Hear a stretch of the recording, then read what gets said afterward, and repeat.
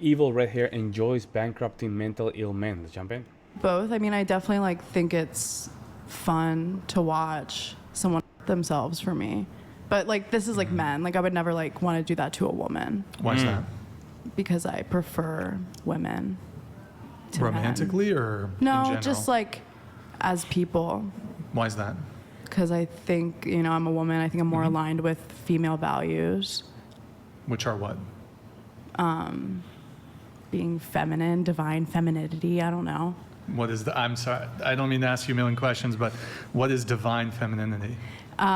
It's just basically being like a boss, like just believing in yourself and having confidence and I don't know. Okay. And you also okay. You describe yourself as alpha. Yes. What does that mean? I'm dominant, so I'm alpha in most situations. Yeah. Okay. Oh my God, these people, they use your words and they don't even know what it means. Alpha. Yeah, female that is alpha. Yeah, right. And going to your Twitter, thank you for providing that. You Yeah, of call course. yourself a fatal seductress. Mm-hmm. What is that? I am pretty good at seducing men, and for some, it can be a very fatal attraction. And maybe not like fatal Literally? in the literal Literally fatal? sense, but I mean fatal to their finances. Sure. Wow. Well, we'll get into that actually, but you said you're pretty good at seducing men. Yes.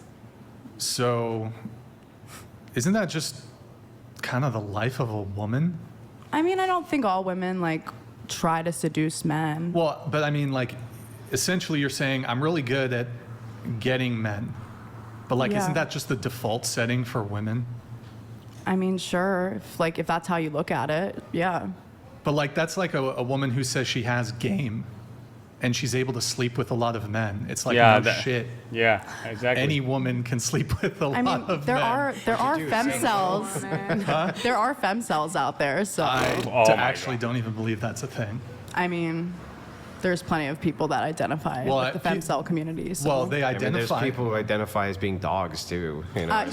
True, very true. yeah. I've seen them. Yeah. So the thing is when he says femcel, so the opposition of incel. So the male incel, the way that it's perceived is they want to have a relationship with women, but they're not capable of doing so. Yeah. So they're trying to, but they're just not succeeding. They're striking out over and over and over and over and over.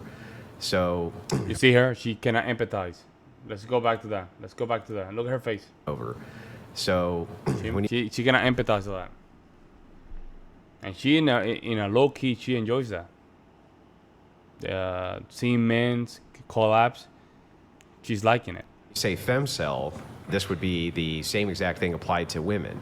Yeah, yeah. But what Brian's saying is he doesn't think that there are women who, if they decided to go, for instance, and sleep with a whole grouping of various men, they're probably going to be able to do it if they chose to do it. Whereas if men choose to do it, they may not be able to.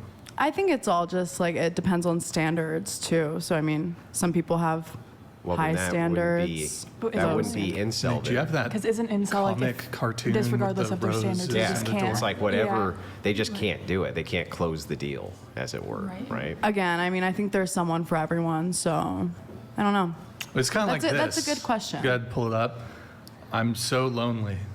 Yeah, that's what it This is. is, I mean, Yeah. that's what a femcel is essentially. But I mean, if we look at the actual terminology, so incel, involuntarily celibate, it's not clear to me if a woman just got on a dating app, even if she was remarkably unattractive, if she just made herself available for sex, she could get sex. It's not clear to me if that applies to like a remarkably unattractive man. If he makes himself available for sex, he's going to be able to get it. Well, I can give you kind of an easy thought exercise for this.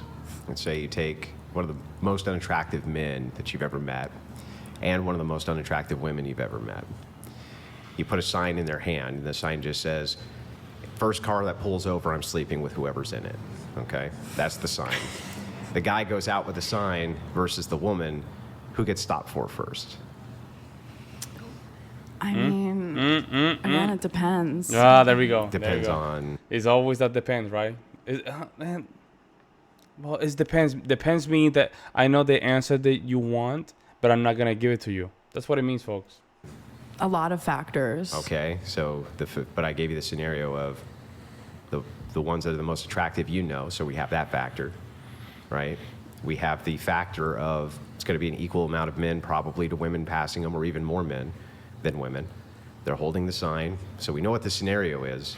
Inside of the scenario, who's gonna pull off for which sex more? I guess women. Yeah, women. So that's the idea behind why Brian's saying being a femcel likely isn't anything other than a standards issue, versus I actually, maybe have no standards and still can't close the deal, right? Yeah. I mean, I think there's outliers in every situation. I agree. Look, Sure. I agree. I'm just saying that even if we take the outliers, I think that the outlier females would still be able to get some outlier dude to sleep with them, but that might not be the case in the opposite direction. Fair And then the enough. follow-up question on that, and this might not be the way you move, but if you were inclined, like you made a decision, you woke up, you're in a brand new city, don't know anybody. If you're in a brand new city, but you're like, I want to sleep with somebody tonight, how certain do you think you could pull it off? 100% certain I could. I Okay, mean, that's so not really my even thing. but- even good-looking men can't wake up and be like, I'm gonna a new girl today with certainty. Right. They don't. Yeah. Even good-looking guys. Yeah, and that can't. was a good point from Brian. I have to give it to him. Not even the best looking guy can say that with certainty. Good point. Like they could maybe have 50-50. Who knows? No guy. Maybe some guys. Very few men. Even good-looking men can't definitively say, I'm going to go out and I'm 100% closing tonight. Almost most women, if they were inclined to, could. Fair enough. Anyways, you said when it comes to the fatal attraction, fatal seduction, you're fatal for their bank accounts. Have you bankrupted any men? Not yet, but I do have one that he's teetering on a very bad plane right now. He's not doing very well Because financially. he's financially supporting you. Not supporting me. Or I mean, well, I financially. bartend, so this is like supplemental income. Wow. But he's teetering, and Wow, that's part of. crazy, bro. And she's in a podcast just basically, showing off, with the other girls. That's crazy, man. His. No, I'm telling you, folks, no empathy, bro. No empathy. Imagine a guy saying that, I make women's bankrupt, and I don't care. And you know what? I love it. I love it. Financial insecurity is part of Wow. the kink or whatever. Yeah, but I mean, if you're true to the practice, then you're not really gonna want to truly bankrupt someone. And again, I mean, this is all consensual. So he has the freedom to close his laptop or block me or whatever if he really wants to. Okay. Do you associate a person who would be willing to bankrupt themselves to be mentally ill?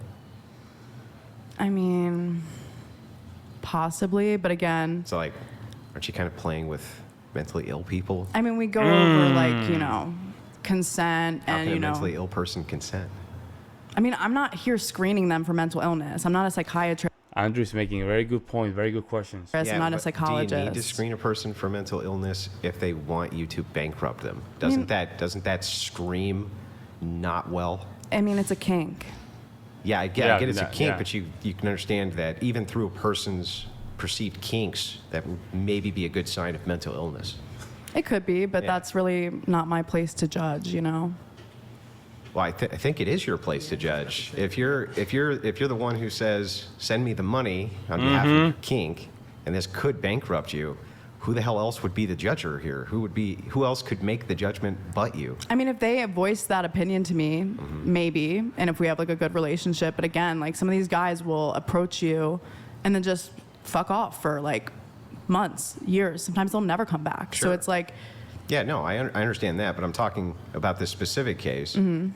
Got a guy who's teetering on the edge of bankruptcy. I mean, I don't force him to send me any I money. understand you're not forcing him to, but what I'm asking you is, if you have somebody who has the perception, at least a perception of mental illness, and you allow them to do thing X on your behalf, knowing that they're mentally ill, how are you not responsible for that? Well, I mean, then we'll have a conversation about that. But he has never come forth and said, I'm mentally ill. Again, it's a kink. So. Yeah, but I mean, if you want to teeter on the edge of bankruptcy on purpose because it makes you. Yeah, this comment is very interesting. He said, "Oh my God, you're just taking advantage of other people, and you're not special or hot, which is crazy." Yep. Who was I don't remember who said this, but somebody said that if you guys know who am I talking about, that you don't have to worry about the 9s and 10s. You have to worry about the 5s and 6. She's like a 5. I mean, look at that. Literally destroying somebody else's life. Like, he might be mentally ill and she's just taking advantage of it. Can get off, right? Wouldn't that be a sign to a normal person that that person's not well upstairs? It could be. Just not to you? I mean, again, like, it's really not like my responsibility to be monitoring someone's mental health. Again, if they bring it up to me and if they tell me that, you know, this No is shame. enough, like, I've had enough. No shame. Cool.